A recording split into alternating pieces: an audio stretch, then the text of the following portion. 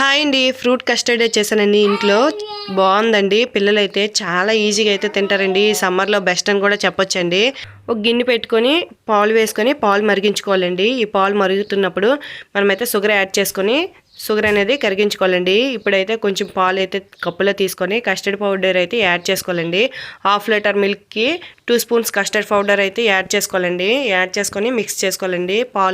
పాల్లో ఇలా కలుపుకున్నాక ఈ కస్టర్డ్ పౌడర్ని పాలు మరుగుతున్న పాలల్లో వేసి మనమైతే కలుపుకోవాలండి. ఇలా కలుపుతూ ఉన్నట్లయితే కాసేపట్లో చిక్కబడిపోతాయండి. ఇలా చిక్కబడినాక స్టవ్ ఆఫ్ చేసేసి మనమైతే ఒక బౌల్లో అయితే ఈ మిల్క్ని యాడ్ చేసేయాలండి. ఈ బౌల్లో కాస్త మిల్క్ మాత్రమే యాడ్ చేయండి. ఉన్న మిల్క్ని అయితే ఉంచండి, ఫుల్గా వేసేయొద్దు. ఎందుకంటే మనం ఫ్రూట్స్ వేస్తాం కనుక ఫుల్ అయిపోద్దండి బౌలు.